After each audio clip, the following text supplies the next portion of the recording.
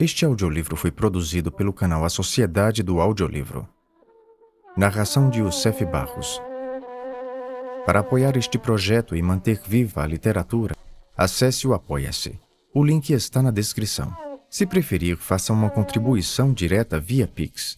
A chave está na descrição. E o QR Code está visível agora na tela. Curta, comente e compartilhe este audiolivro com outros amantes da literatura. Seu apoio faz toda a diferença. Para uma experiência mais imersiva, recomendamos o uso de fones de ouvido. Dúvidas, parcerias ou contato profissional, veja as informações na descrição do vídeo. Muito obrigado por estar conosco. Desejamos a você uma excelente escuta e uma boa leitura.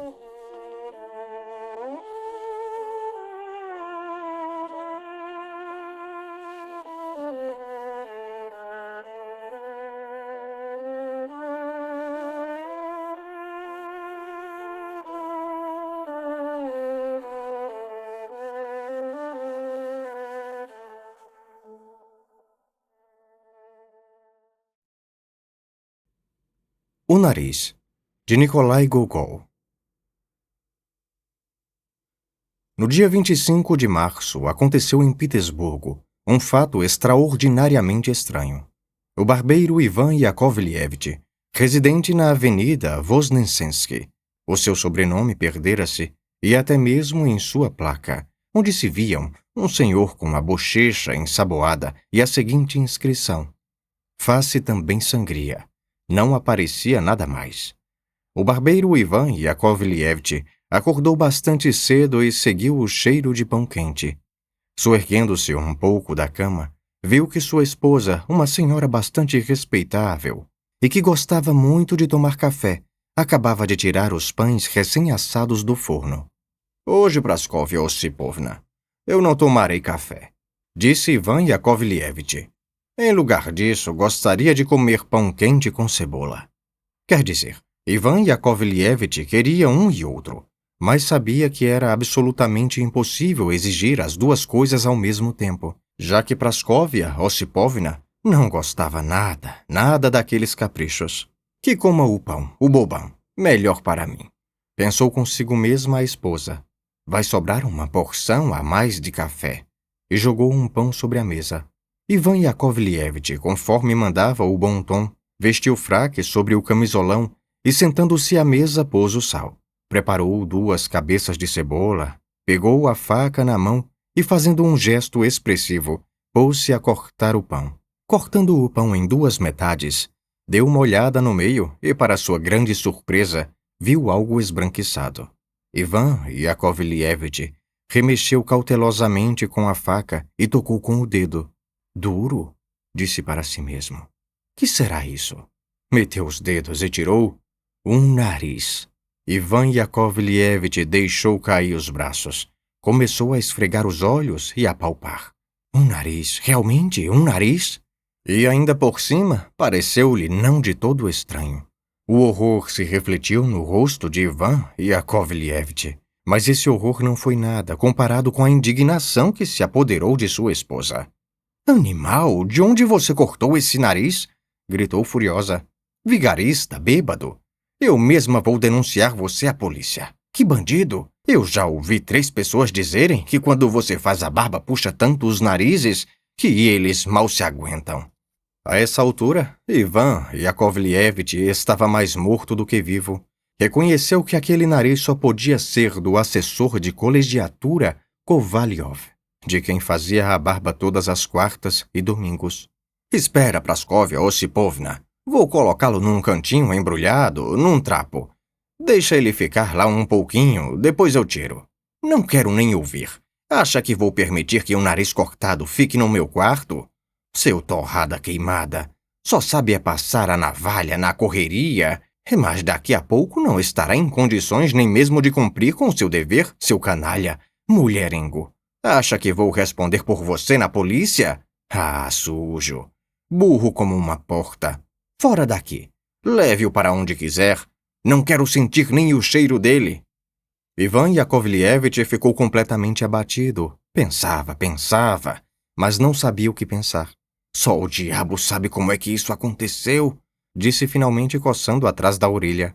Teria eu voltado bêbado ontem ou não? Já não sei ao certo, não. Mas, de qualquer maneira, tudo indica que é um acontecimento fora do comum, pois o pão é uma coisa assada e o nariz não é nada disso. Não entendo mais nada. Ivan Yakovlevich calou-se.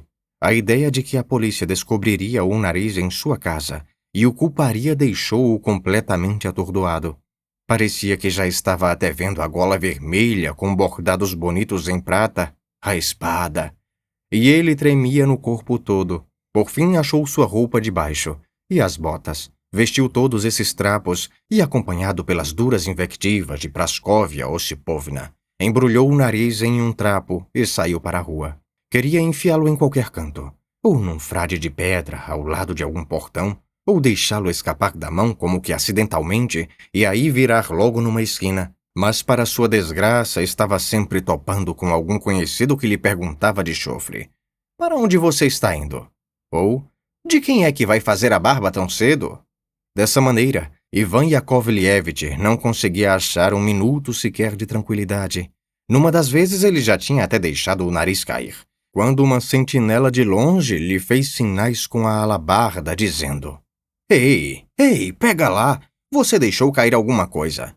Ivan Yakovlevich teve de pegar de novo o nariz e escondê-lo no bolso. O desespero tomou conta dele, principalmente quando viu que o número de pessoas aumentava na rua à medida que começavam a abrir lojas e bazares. Decidiu ir em direção à ponte Sakievsky. Será que não daria jeito de atirá-lo no Nieva? Mas sinto-me um tanto culpado por não ter falado até agora sobre Ivan Yakovlevich, homem de respeito sob muitos aspectos. Ivan Yakovlevich, como todo artesão russo honrado, era um tremendo beberrão, e embora barbeasse o queixo dos outros todos os dias, o seu próprio estava eternamente sem barbear. O fraque de Ivan Yakovlevich nunca usava sobrecasaca. Era malhado. Quer dizer, era preto, mas estava todo coberto de manchas cinza e de um marrom amarelado. A gola brilhava e no lugar dos 3 botões só estavam penduradas as linhas. Ivan Yakovlevich era um grande cínico e quando na hora de barbear, o assessor de colegiatura Kovalyov lhe dizia: Suas mãos, Ivan, sempre fedem. Então Ivan Yakovlevich respondia com a seguinte pergunta: E por que será que elas fedem? Não sei, irmãozinho, só sei que fedem, dizia o assessor.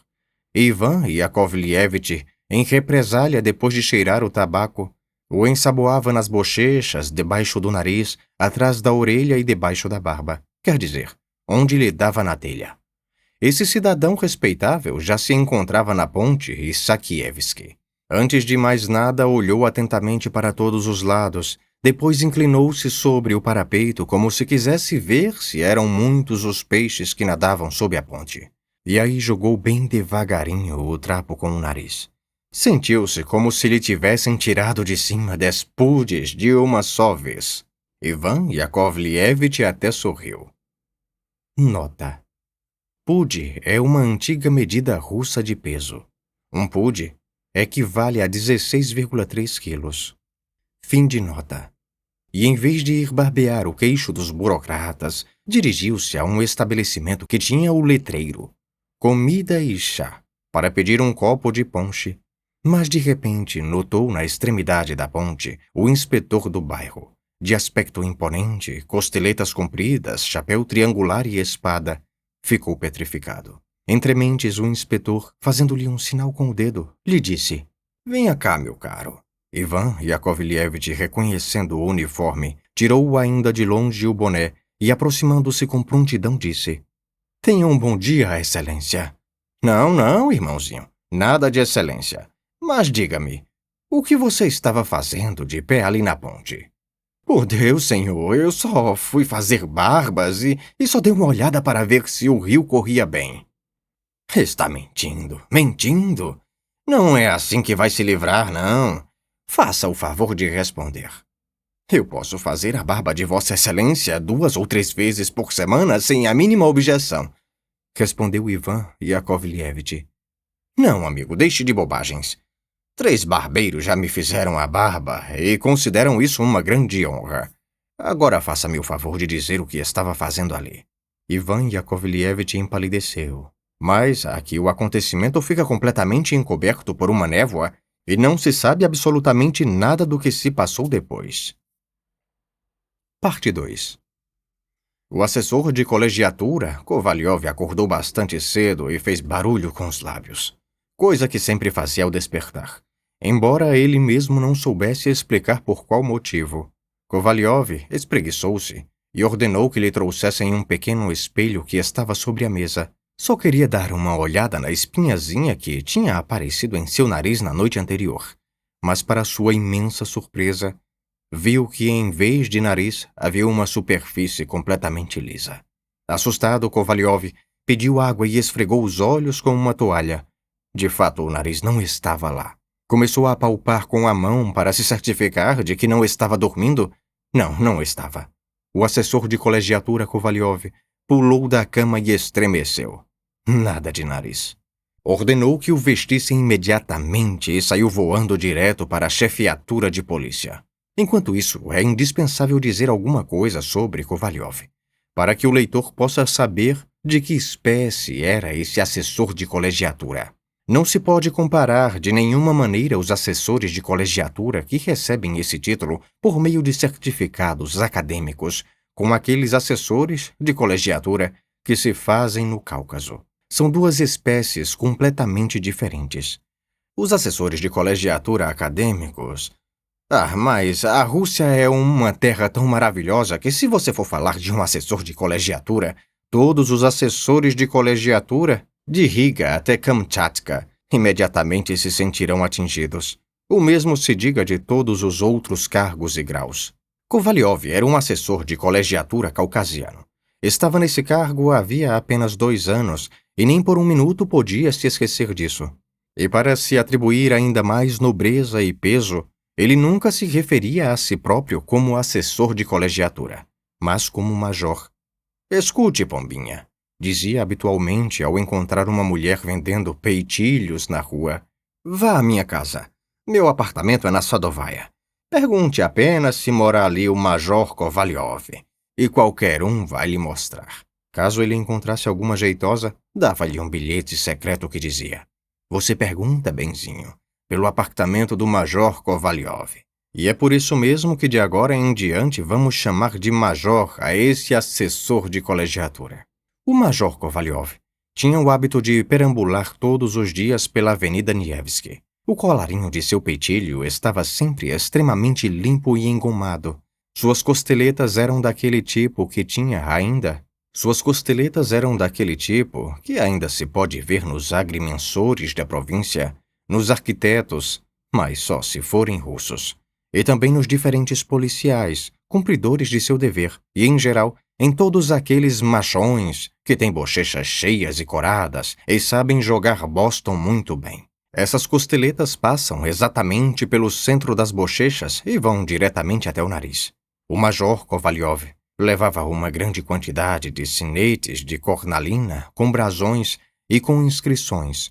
Quarta-feira, quinta-feira, segunda-feira, etc. O Major Kovalyov chegou a Petersburgo por necessidade, ou melhor, para procurar um posto mais condizente com seu cargo. Se tivesse sorte, quem sabe, até de vice-governador, ou pelo menos de administrador de algum departamento de renome. O Major Kovalyov não teria nada contra o casamento, desde que acontecesse de a noiva ter uma fortuna de 20.000 rublos. E assim, o leito pode avaliar agora em que situação se viu esse major quando percebeu que, em vez do seu nariz, certinho e nada feio, havia esse estúpido espaço plano e liso. Para sua desgraça, não aparecia na rua nenhum cocheiro, e ele teve de ir a pé, envolto em sua capa, cobrindo o rosto com um lenço, fingindo que estava sangrando. Quem sabe é apenas impressão minha? Não pode ser que o nariz desapareça assim, de bobeira. Entrou numa confeitaria com o propósito de olhar-se no espelho. Por sorte, não havia ninguém lá. Uns rapazinhos varriam as salas e colocavam as cadeiras.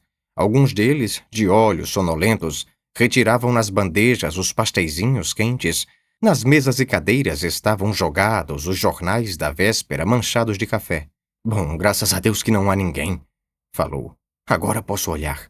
Aproximou-se timidamente do espelho e deu uma olhada. Com os diabos, que droga! Disse cuspindo.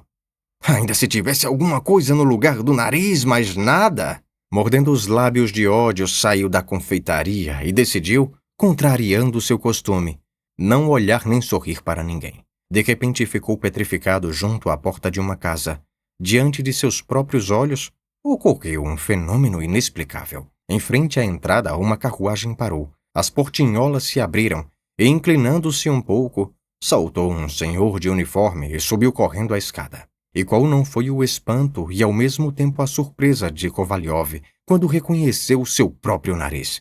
Diante desse espetáculo extraordinário, pareceu-lhe que tudo girava diante de seus olhos, sentiu que mal podia se manter de pé.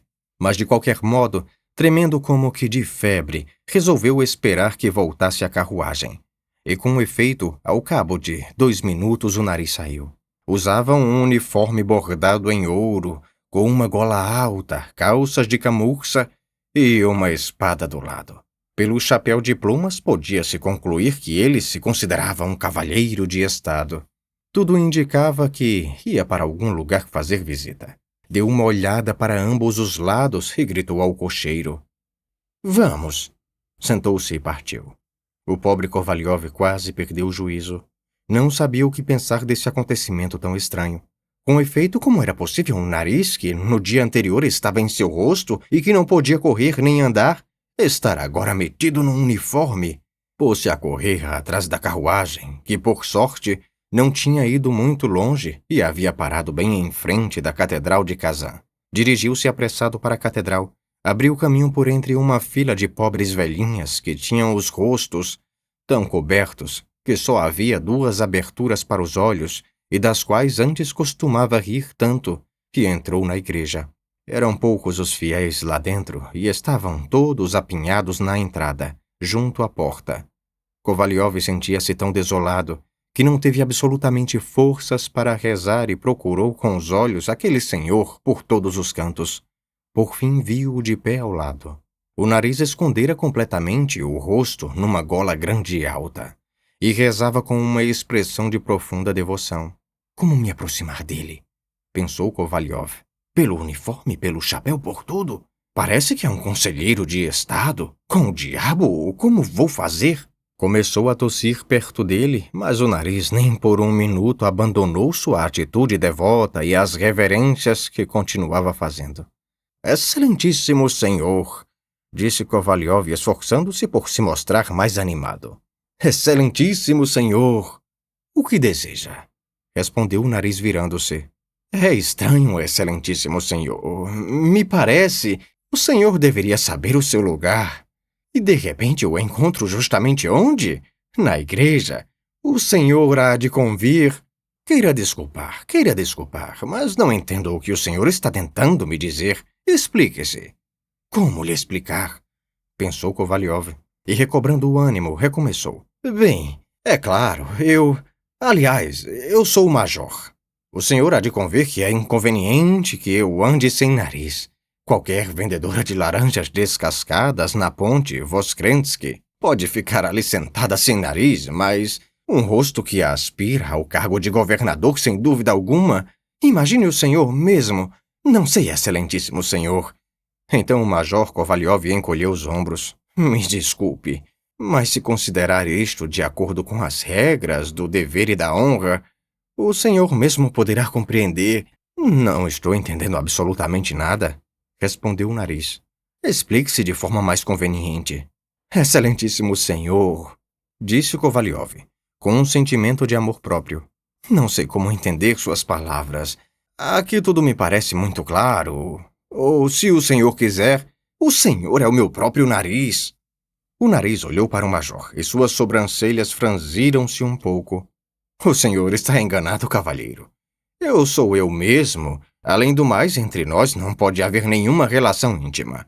A julgar pelos botões de seu uniforme, o senhor deve pertencer ao Senado ou, quando muito, à Justiça. Já eu sou do Departamento de Instrução. Dizendo isso, o nariz deu as costas e continuou rezando. Kovalyov sentia-se completamente desconcertado, sem saber o que fazer e nem mesmo em que pensar. Nesse momento ouviu-se um ruído agradável de um vestido de mulher. Aproximou-se uma senhora de certa idade, toda envolta em rendas, acompanhada de uma jovem muito delicada, num vestido branco que desenhava com muita graça seu talhe esbelto e com um chapéu cor de palha leve como um biscoito. Atrás delas parou e abriu uma tabaqueira um senhor alto, com grandes costeletas e uma dúzia inteira de golas. Kovalyov se aproximou mais um pouco e pôs à mostra a gola de cambraia do peitilho, arrumou seus sinetes que pendiam da corrente de ouro e, sorrindo para os lados, concentrou sua atenção na frágil mulher que, como uma flor de primavera, se inclinava suavemente e levava à testa sua mãozinha branca de dedos diáfanos. O sorriso no rosto de Kovalyov abriu-se ainda mais quando viu sob o chapéu o queixo redondinho de uma brancura radiante e uma parte de sua face coberta pela cor da primeira rosa da primavera. Mas de repente deu um salto para trás como se tivesse se queimado. Lembrou-se de que onde deveria haver um nariz não havia absolutamente nada, e as lágrimas brotaram em seus olhos. Virou-se rapidamente com o objetivo de dizer, sem rodeios, àquele senhor de uniforme que estava fingindo ser um conselheiro de Estado, que ele era um patife, um canalha, e que era nada mais, nada menos que seu próprio nariz. Mas o nariz já não estava lá. Tinha tido tempo suficiente de escapulir, provavelmente para fazer alguma outra visita. Isso levou Kovalyov ao desespero.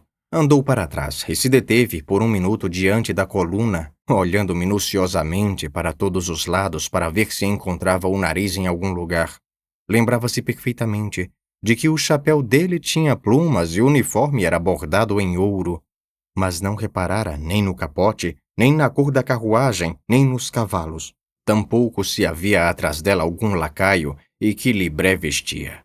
De mais a mais, havia tantas carruagens correndo de um lado para o outro e com tanta velocidade que se tornava difícil até mesmo distingui-las, e ainda que conseguisse identificar alguma delas, não teria meios para fazê-la parar. O dia estava maravilhoso e ensolarado. Na Avenida Nevsky havia uma multidão de gente. Uma verdadeira cascata florida de damas derramava-se por toda a calçada desde a ponte da polícia até a Nishkov. Lá estava um conselheiro da corte, conhecido seu, a quem chamava de tenente-coronel, especialmente se isso acontecia na presença de estranhos. Lá estava também Yarishkin, chefe de despacho no Senado, grande amigo seu que sempre dobrava o lance quando jogava um 8 no Boston. E eis também um outro major que obteve esse grau no Cáucaso e que acenava para que ele fosse lá. Mas que diabo, disse Kovalyov. Ei, cocheiro, direto ao comissário de polícia. Kovalyov sentou-se no droshky e gritou ao cocheiro. Vai a todo vapor. Está aí o comissário de polícia? Perguntou já no saguão. Não, senhor, respondeu o porteiro. Acaba de sair. Só faltava essa. Pois é, acrescentou o porteiro. Não faz muito tempo que saiu. Se chegasse um minutinho antes, talvez ainda o encontrasse em casa. Kovalyov, sem tirar o lenço do rosto, jogou-se para o lado do cocheiro e gritou com uma voz desesperada. Vamos! Para onde? Perguntou o cocheiro. Vamos em frente. Como em frente? Aqui há uma curva. Para a direita ou para a esquerda? Essa pergunta fez Kovalyov parar e o obrigou novamente a pensar.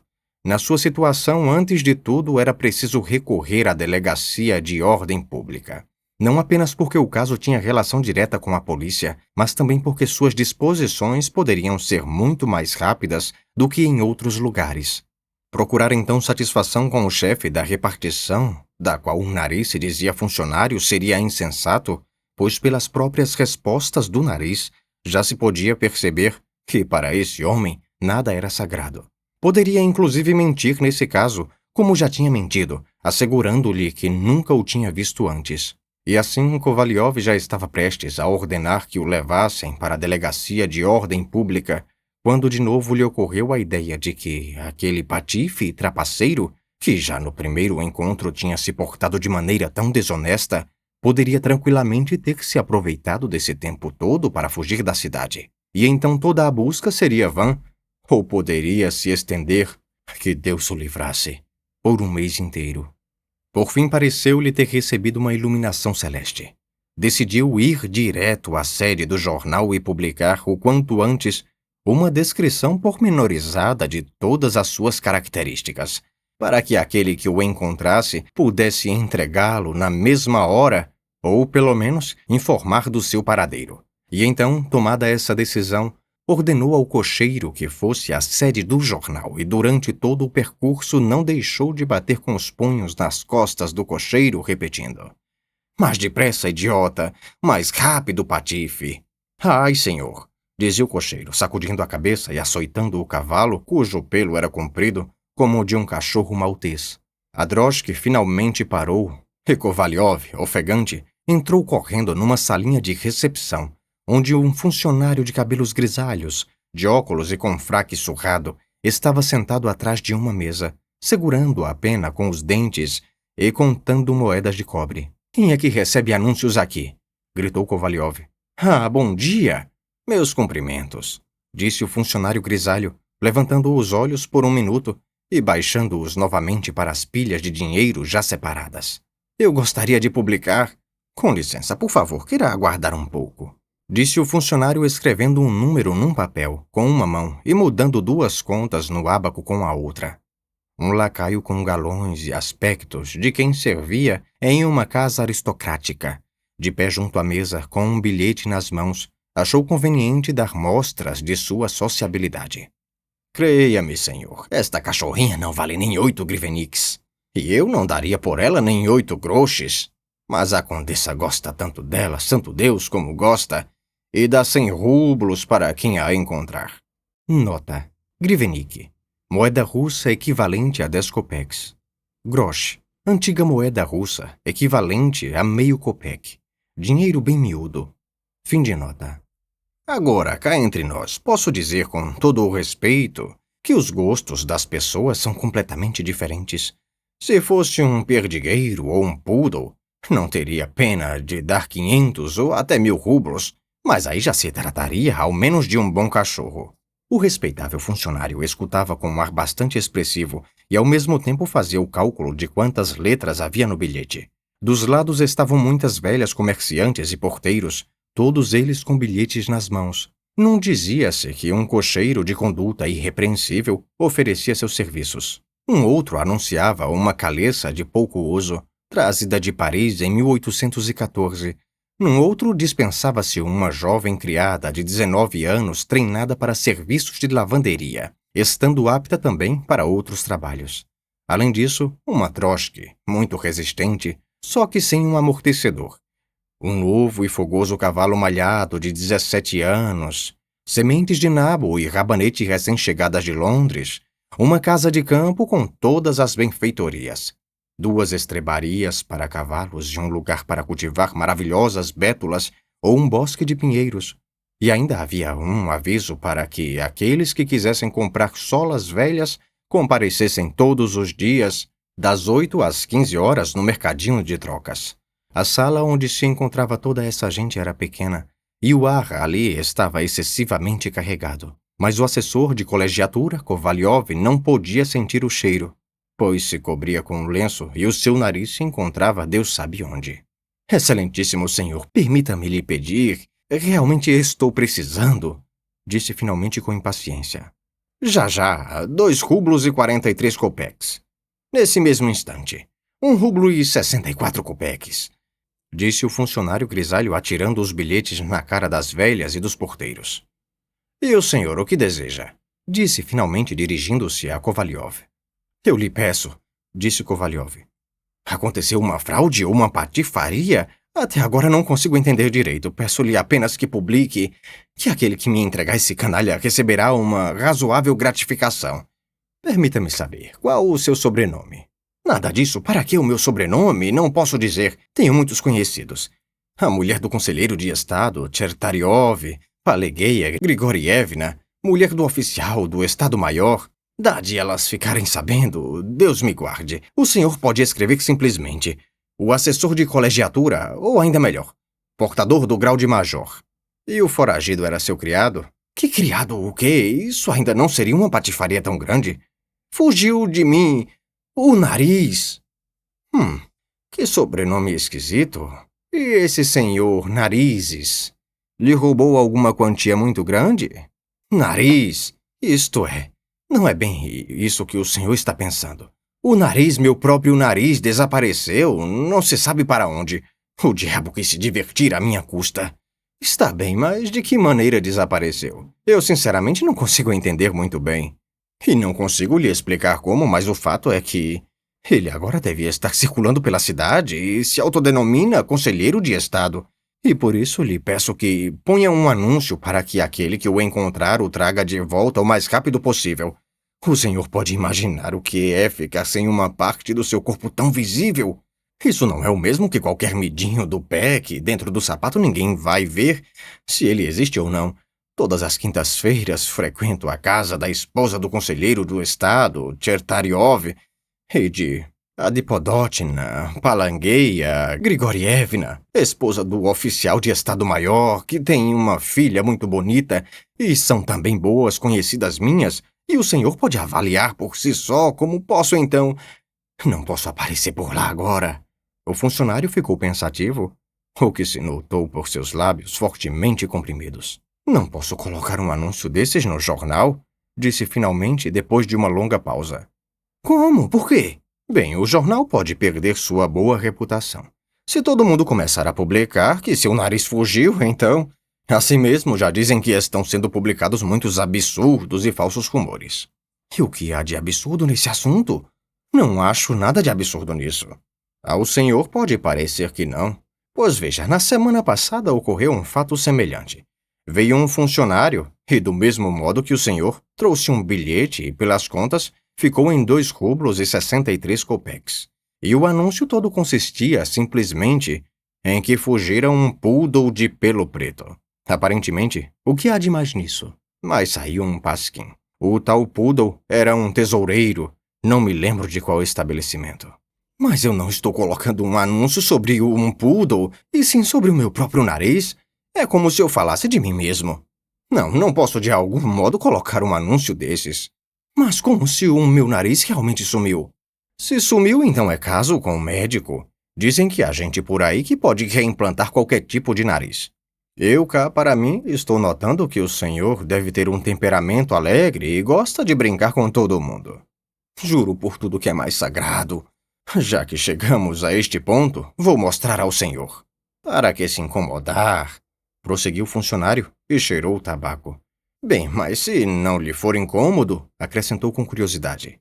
Então gostaria de dar uma olhada. O assessor de colegiatura tirou o lenço do rosto. Realmente muito estranho, disse o funcionário. O lugar está completamente plano como uma panqueca recém-assada. Sim, incrivelmente plano. E então ainda vai discutir? O senhor mesmo está vendo que é impossível não publicar. Eu lhe serei imensamente grato e fico muito contente de que este incidente tenha me proporcionado o prazer de conhecê-lo. O major, pelo visto, decidira-se dessa vez ser um tanto falso. Publicar, é claro, não seria grande problema, disse o funcionário.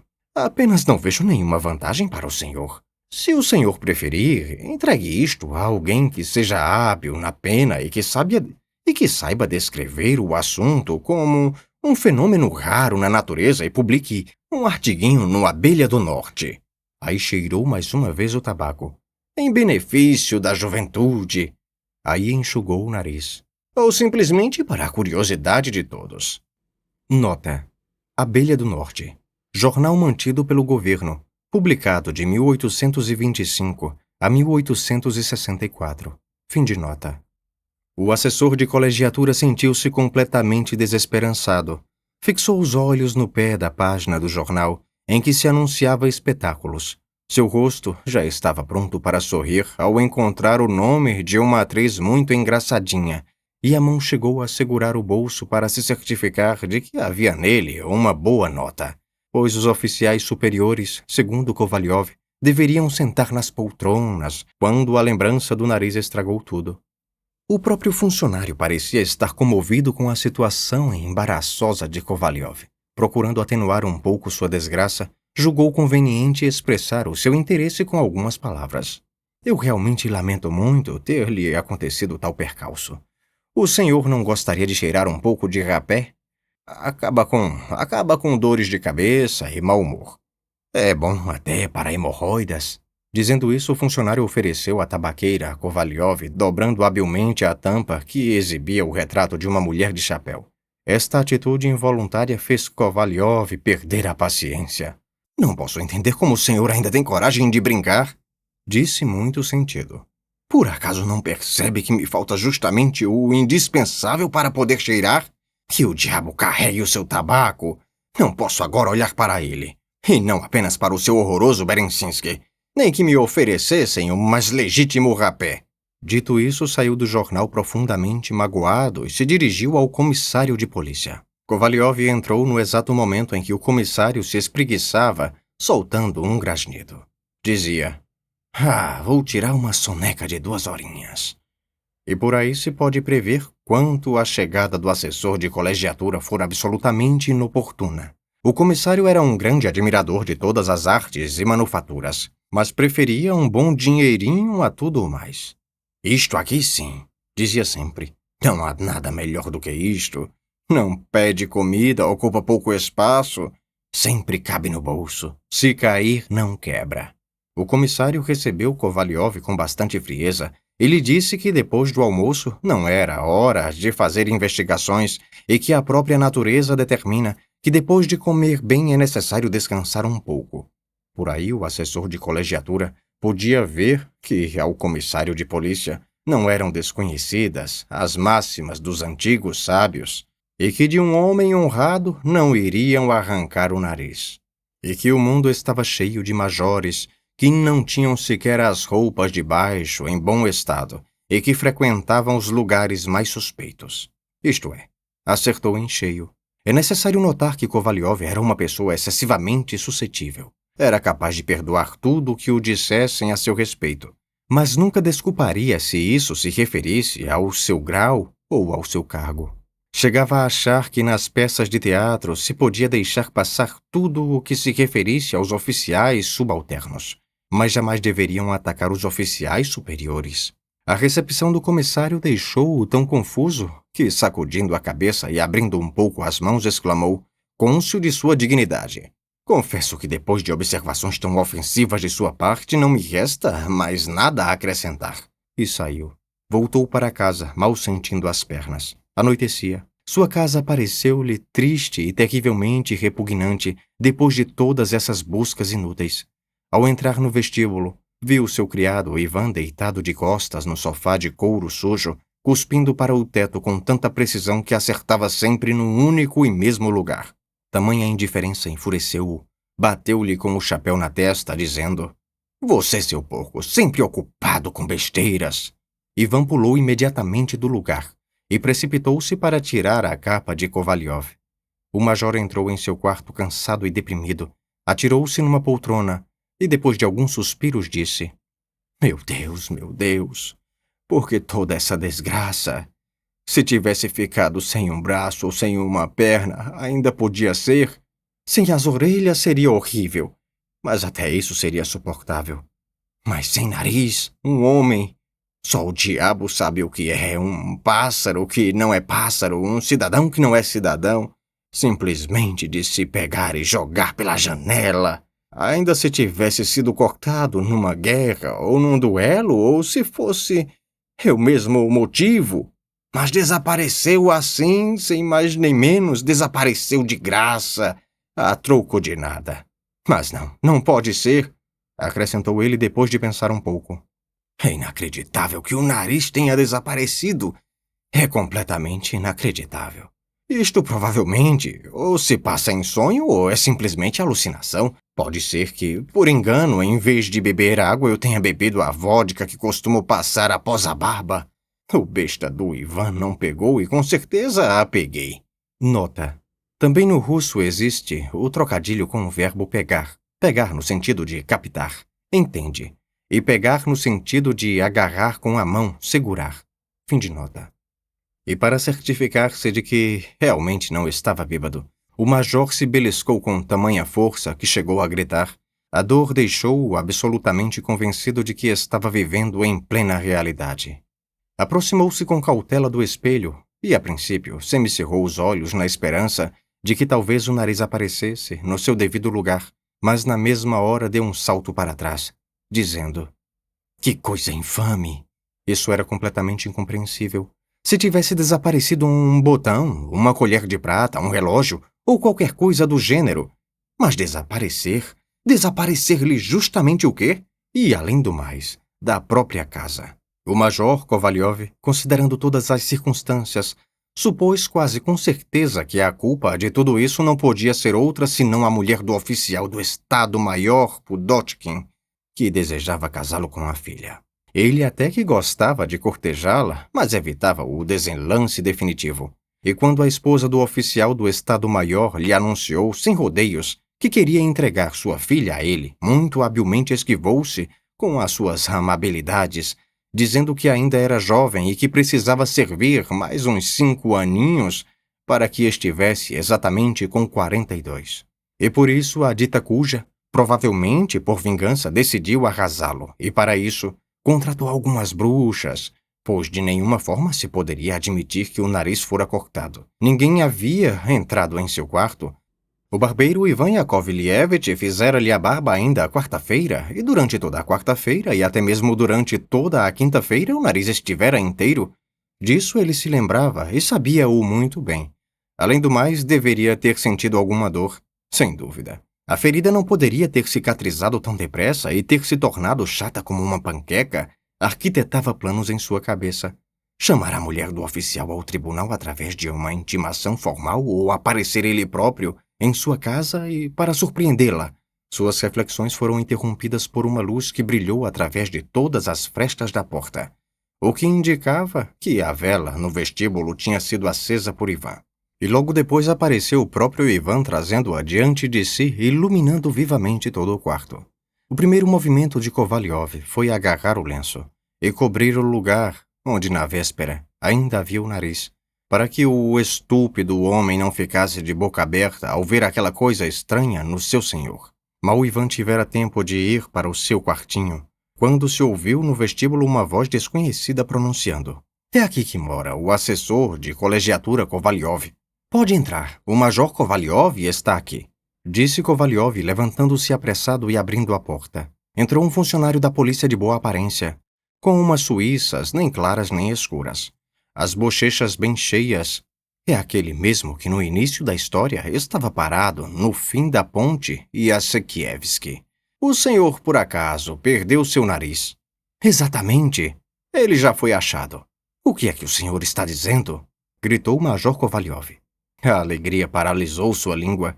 Olhava estatelado para o oficial, que se achava à sua frente e em cujos lábios cheios e em cujas bochechas refletia brilhante a luz trêmula da vela. "De que modo?" "Por um estranho acaso. Foi interceptado já a caminho. Estava sentado numa diligência e queria ir para Riga.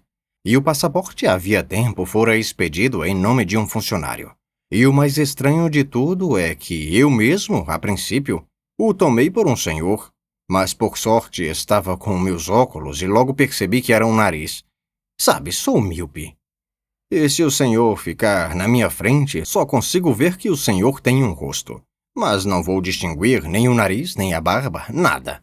Minha sogra, quer dizer, a mãe de minha mulher, também não enxerga nada." Kovalyov estava fora de si. "Mas onde está ele? Onde? Vou já correndo." "Não se preocupe. Sabendo quanto lhe era necessário, trouxe-o comigo. E o mais curioso é que o principal culpado nessa questão é o vigarista do barbeiro da rua Vonessensky, que já está preso na delegacia. Há muito tempo eu já o tinha como suspeito de bebedeira e roubo, e faz 3 dias ele roubou numa lojinha um monte de botões. O seu nariz está exatamente como era." Nisso, o policial enfiou a mão no bolso e tirou dali o nariz embrulhado num papel. "É ele!" gritou Kovalyov. "É ele mesmo! Tome logo comigo uma xícara de chá." "Consideraria um grande prazer, mas não posso em absoluto. Daqui preciso passar ainda na cadeia. Subiu muito o custo de todos os mantimentos. E ainda mora comigo minha sogra, quer dizer, a mãe de minha mulher. E os meus filhos, o mais velho, especialmente, me dá muitas esperanças. É um garoto muito inteligente, pena que não tenhamos meios para educá-lo. Kovalyov entendeu e enfiou na mão do policial um dinheirinho que ele apanhou de cima da mesa. O policial fez uma profunda reverência e saiu. E quase ao mesmo tempo, Kovalyov ouviu sua voz na rua xingando um mujique estúpido que lhe deu um esbarrão com sua carroça bem naquela hora. O assessor de colegiatura, após a saída do policial, ficou por alguns minutos num estado indefinido. E só depois de alguns minutos voltou-lhe a capacidade de ver e de sentir. Tamanho desvanecimento diante da alegria inesperada. Segurou com cuidado o nariz encontrado com ambas as mãos, formando uma concha, e mais uma vez examinou-o com muita atenção. É ele mesmo, dizia o Major Kovalyov. Olha aqui a espinhazinha do lado esquerdo que tinha aparecido ontem. O Major quase se pôs a gargalhar de alegria, mas no mundo não há nada eterno. E por isso também a alegria, no minuto que se seguiu ao primeiro, já não era tão viva. No terceiro minuto, ela se tornou mais fraca ainda, e por fim, imperceptivelmente se fundiu com o estado de alma habitual, como o círculo que se forma na água com a queda de uma pedra e que acaba se fundindo com a superfície lisa. Kovalyov começou a refletir e chegou à conclusão de que o caso não estava encerrado. O nariz havia sido encontrado, mas ainda era preciso colocá-lo, recolocá-lo no seu devido lugar. E se ele não pegar? Diante de tal pergunta feita a si mesmo, o major empalideceu. Tomado por um sentimento de terror inexplicável, lançou-se à mesa, aproximou o espelho para não colocar o nariz torto. Suas mãos tremiam. Com muito cuidado e atenção recolocou-o no antigo lugar. Oh, que horror! O nariz não aderia. Levou-o junto à boca, esquentou um pouco com sua respiração e tornou a aproximá-lo da superfície situada entre as duas bochechas. Mas o nariz não se firmava de jeito nenhum. Vai, anda, seu bobo, fica aí, dizia para ele. Mas o nariz parecia ser de madeira e caía sobre a mesa com um barulho tão estranho como se fosse uma rolha. O rosto do major contraiu-se convulso. Será que ele não vai aderir? Dizia assustado. Mas, por mais que tentasse levá-lo ao seu próprio lugar, os esforços eram sempre em vão. Chamou Ivan e mandou-o atrás do médico que ocupava, naquela mesma casa, o melhor apartamento do andar superior. Esse médico era um homem de boa aparência, tinha lindas suíças cor de peixe e uma mulher viçosa e saudável. Logo cedo comia maçãs frescas e mantinha a boca extraordinariamente limpa, enxaguando-a todas as manhãs durante quase 3/4 de hora e polindo os dentes com 5 tipos de escovinhas diferentes. O médico apareceu num minuto. Depois de perguntar havia quanto tempo acontecera a desgraça, ergueu o major pelo queixo e com o polegar, justamente onde antes estava o nariz, deu-lhe um piparote tão forte que o major teve de jogar a cabeça para trás com tamanha força que bateu a nuca na parede. O médico disse que isso não era nada e, aconselhando-o a desencostar-se um pouco da parede, mandou-o inclinar a cabeça onde antes estava o nariz e disse: Em seguida, mandou-o inclinar a cabeça para o lado esquerdo e disse: E para terminar, deu-lhe de novo um piparote com um polegar, de modo que o major Kovalyov deu um puxão com a cabeça como um cavalo quando lhe examina os dentes. Feita essa prova, o médico balançou a cabeça e disse: Não é possível. É melhor o senhor ficar assim mesmo, porque senão poderá ser pior ainda. É claro que seria possível recolocá-lo, eu poderia até colocá-lo agora mesmo, mas lhe asseguro que isso seria pior para o senhor. Essa é muito boa. E como é que eu vou ficar sem nariz? Disse Kovalyov. Pior do que esta não pode ficar. Mas que diabo! Onde vou poder aparecer com tamanha infâmia? Tenho um bom relacionamento. Veja, hoje mesmo precisaria comparecer ao sarau de 2 casas. Tenho muitos conhecidos, a esposa do conselheiro de Estado, Chertarev, a senhora Podchotkin, a esposa de um oficial de Estado-Maior. Apesar de que, depois de seu recente comportamento, não tenho mais nada com ela, a não ser por meio da polícia. Faça-me uma caridade, falou Kovalyov com voz suplicante. Não haveria algum meio, algum modo de colocar? Mesmo que não ficasse muito bom, mas contanto que se firmasse, eu poderia até mesmo ampará-lo de leve com a mão nos casos de perigo. E, além do mais, eu nem danço, de modo que não terei possibilidade de prejudicá-lo com nenhum movimento descuidado. E no que se refere ao agradecimento por sua visita, pode estar certo de que farei tudo o que os meus meios permitirem. Acredite o senhor, disse o médico com uma voz nem muito alta nem muito baixa, mas extremamente persuasiva e magnética. Nunca a tendo por interesse. Isso vai contra os meus princípios e minha arte. É bem verdade que cobro as visitas, mas é simplesmente para não causar ofensa com minha recusa. É claro que eu poderia recolocar o seu nariz, mas juro pela minha honra, se é que não acredita na minha palavra, que isso será muito pior. É melhor deixar por obra da própria natureza. Lave com mais frequência com água fria e asseguro que sem nariz o senhor será tão saudável quanto se o tivesse. Quanto ao nariz, eu o aconselho a colocá-lo num frasco com álcool. Ou melhor ainda, ponha 2 colheres de vodka e vinagre quente, e assim poderá conseguir um bom dinheiro por ele. Eu até poderia comprá-lo, se é que o senhor não vai pedir muito caro. Não o vendo por nada, gritou desesperado o Major Kovalyov. Melhor que pereça. Queira desculpar, disse o médico, despedindo-se. Eu só quis ser-lhe útil. Mas que fazer? Ao menos o senhor viu meu esforço. Dito isso, o médico saiu do quarto com um ar magnânimo. Kovalyov nem sequer reparara em seu rosto. E, numa profunda impassibilidade, vira apenas os punhos da camisa branca e limpa, como a neve que desponta das mangas de seu fraque negro. Ele decidiu, no dia seguinte, antes de apresentar queixa, escrever à esposa do oficial do Estado-Maior, para ver se não concordaria em devolver, sem briga, o que lhe era devido. A carta tinha o seguinte teor. Prezada senhora Alexandra Grigorievna, não posso compreender a estranha atitude por parte da senhora. Esteja certa de que, procedendo de tal forma, não ganhará absolutamente nada nem me obrigará a casar com sua filha. Acredite que a história a respeito do meu nariz me é totalmente conhecida, bem como sei que as senhoras são as principais cúmplices e ninguém mais. O súbito desprendimento de seu lugar, a fuga, o disfarce, ora sob o aspecto de um funcionário, ora, por fim, no seu aspecto próprio, não pode ser outra coisa senão o resultado de bruxarias executadas pelas senhoras ou por aqueles que, à vossa semelhança, praticam ações tão nobres. Eu, de minha parte, considero meu dever preveni-la de que se o citado nariz não estiver hoje mesmo no seu lugar, serei obrigado a recorrer à defesa e à proteção das leis. Sem mais, com alta estima, tenho a honra de ser seu humilde servidor. Platon Kovalyov. Prezado senhor Platon Krusnitsy, sua carta deixou-me completamente pasma. Confesso-lhe com toda a franqueza que jamais esperei tal coisa de sua parte, tanto mais acusações tão injustas. Previno-o de que o funcionário a quem se refere nunca foi recebido em minha casa, nem disfarçado, nem no seu aspecto normal. É verdade que esteve em minha casa Filipe Ivanovitch Pantatikov, e embora ele realmente pretendesse a mão de minha filha e fosse de conduta digna e sóbria e de grande cultura, nunca lhe dei nenhuma esperança. O senhor ainda se refere a um nariz?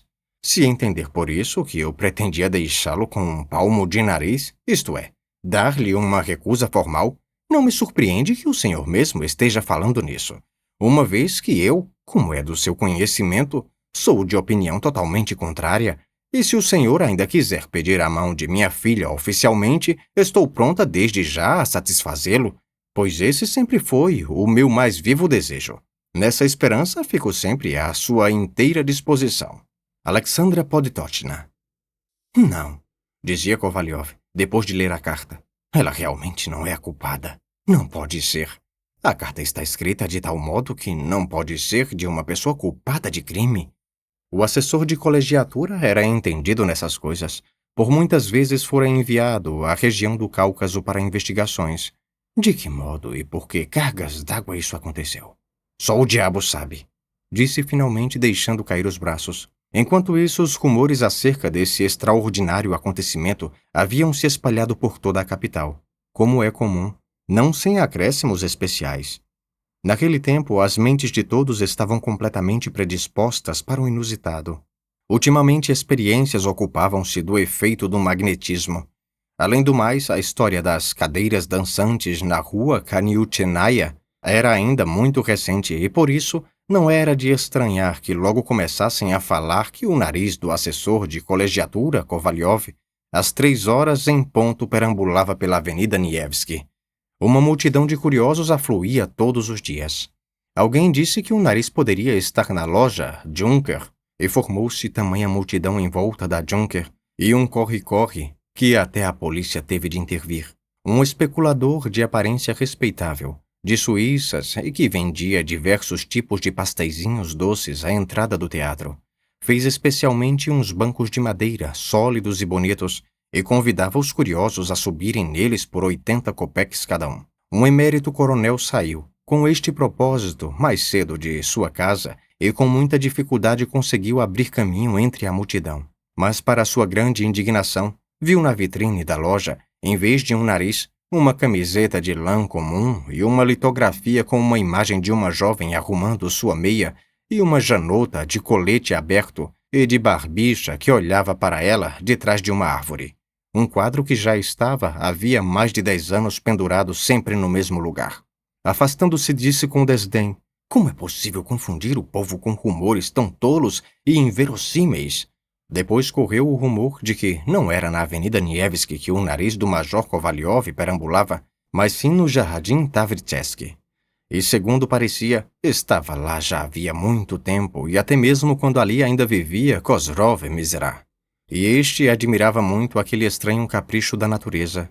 Alguns estudantes da Academia de Cirurgia dirigiam-se para lá. Uma ilustre e respeitável senhora pediu, por meio de uma carta especial ao supervisor do jardim, que mostrasse aos seus filhos aquele raro fenômeno e, se possível, com uma explicação edificante e instrutiva para os jovens.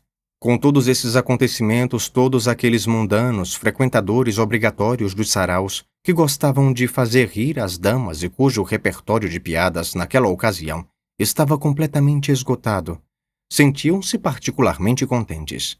Uma pequena minoria de gente respeitável e bem-intencionada estava extremamente descontente. Um senhor dizia com indignação não entender como no atual século esclarecido se propalavam invenções tão absurdas e admirava-se de que o governo não tomasse providências. Esse senhor, pelo visto, pertencia àquela categoria de pessoas que gostariam de envolver o governo em tudo, até mesmo nas suas brigas diárias com a mulher. Depois disso, mas aqui novamente todo o acontecimento se encobre por uma névoa, e não se sabe absolutamente nada o que aconteceu depois. Parte 3. Cada uma que acontece neste mundo, às vezes sem nenhuma verossimilhança. De repente, aquele mesmo nariz que circulava como conselheiro de Estado e que causara tanto barulho na cidade, viu-se como se nada tivesse acontecido, no seu próprio lugar, ou seja, entre as duas bochechas do Major Kovalyov. Isso ocorreu no dia 7 de abril. Tendo acordado e olhado por acaso no espelho, ele viu o nariz. Pôs a mão, com efeito o nariz. Ri, disse Kovalyov, e de alegria, por pouco, não saiu em disparada descalço pelo quarto dançando o tropak. Mas Ivan, que entrava naquele instante, atrapalhou-o. Disse que queria lavar-se imediatamente, e enquanto se lavava, deu mais uma olhada no espelho. O nariz. Enxugando-se com a toalha, novamente olhou para o espelho. O nariz. Dê uma olhada, Ivan. Parece que tem uma espinhazinha no nariz. Disse ele, no entanto, pensando. Que desgraça se Ivan disser. Qual nada, meu senhor. Não tem espinha e tampouco nariz. Porém, Ivan disse. Não tem nenhuma espinha, não. O nariz está limpinho. Está bem, que diabo. Disse o major a si mesmo. E estalou os dedos. Nesse momento, espiou pela porta o barbeiro Ivan Yakovlevich, tão tímido como uma gata que acabou de apanhar por ter roubado o toucinho. Diga primeiro, as mãos estão limpas? Gritava-lhe Kovalyov, ainda de longe. Estão limpas? Mente! Juro por Deus, estão limpas, meu senhor. Bem, veja lá. Kovalyov sentou-se. Ivan Yakovlevich cobriu-o com um guardanapo e, num instante, com o auxílio do pincel, transformou toda a sua barba e parte das bochechas num creme semelhante ao que é servido nas festas de aniversário dos comerciantes. Ora, veja. disse consigo mesmo Ivan Yakovlevich, ao ver o nariz, e depois virou a cabeça para o outro lado e o olhou de lado. Ora, quem diria? Continuou e ficou olhando para o nariz um bom tempo. Por fim, com muita suavidade e com um cuidado que não se pode nem imaginar, ergueu 2 dedos com a intenção de apanhá-lo pela ponta. Era esse o sistema de Ivan Yakovlevich. Opa, opa, olha aí! Gritou Kovalyov. Ivan Yakovlevich até deixou cair os braços e ficou perplexo e confuso como jamais ficara. Por fim, com cautela, começou a roçar a barba com a navalha, muito embora não lhe fosse nem um pouco cômodo e até difícil barbear sem segurar o órgão do olfato. Todavia, mal apoiando seu áspero polegar na bochecha e na mandíbula, finalmente venceu todos os obstáculos e conseguiu barbear. Quando tudo estava pronto, Kovalyov na mesma hora correu a vestir-se, pegou um fiacre e foi direto a uma confeitaria. Ao entrar, gritou já de longe: "Rapaz, uma xícara de chocolate!" E no mesmo instante, uma espiadela no espelho.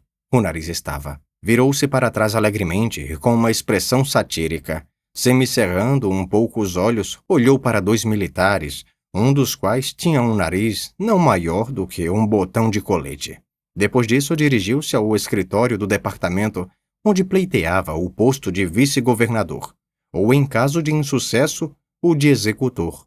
Ao passar pela recepção, deu uma olhada no espelho. O nariz estava lá. Em seguida foi visitar um outro assessor de colegiatura, ou major, grande gozador, a cujas observações provocativas ele frequentemente respondia: "Ah, você, conheço bem, você é esperto." Pelo caminho pensou: e se também o major não se arrebentar de rir ao me ver? Então é um sinal evidente de que tudo está em seu devido lugar. Mas o assessor de colegiatura não disse nada. Muito bom, com os diabos, pensou consigo mesmo Kovalyov. No caminho encontrou a esposa do oficial do Estado-Maior, Podotkin, com a filha. Cumprimentou-a e foi acolhido com aclamações de alegria. Então estava tudo bem. Não havia nele nenhum defeito. Ficou falando com elas um bom tempo e, de propósito, tirando a tabaqueira, ficou diante delas mais outro tempo enchendo ambos os orifícios do nariz com tabaco e dizendo para si mesmo: "Olhem aqui para vocês, suas bobas, suas galinhas. E com a filha não casarei mesmo. Agora assim, para amor, as ordens." E desde então, o major Kovalyov deu de andar pela Avenida Nevsky como se nada tivesse acontecido, e também pelos teatros e por toda parte. E também o nariz, como se nada tivesse acontecido, estava firme em seu rosto, sem demonstrar nem sequer ter se ausentado dali. E depois de tudo aquilo, o major Kovalyov era sempre visto de bom humor, sorridente, perseguindo decididamente todas as mulheres bonitas. Foi até visto certa vez em frente de uma lojinha, no pátio do comércio, comprando uma fita qualquer de decoração. Não se sabe bem para que finalidade, pois não era cavaleiro de nenhuma ordem. Vejam só que história foi acontecer na capital setentrional de nosso vasto império. Só agora, refletindo bem sobre tudo, vemos que há nela muito de inverossímil. Sem falar que é realmente estranho o desprendimento sobrenatural do nariz e o seu aparecimento em diversos lugares, sob a forma de conselheiro de Estado. Como Kovalyov não se deu conta de que era impossível anunciar no jornal a respeito de um nariz. Não quero dizer com isso que o anúncio tenha me parecido muito caro. Seria um absurdo, e não sou em absoluto uma pessoa avarenta. Mas é indecoroso, incômodo, indecente. Além do mais, como é que o nariz foi parar no pão assado? E como é que o próprio Ivan Yakovlevich... Não entendo isso de jeito nenhum. Decididamente não entendo. Mas o que é mais estranho, ainda mais incompreensível do que tudo, é como os autores podem escolher semelhantes assuntos. Confesso que isso é absolutamente inconcebível. Parece que...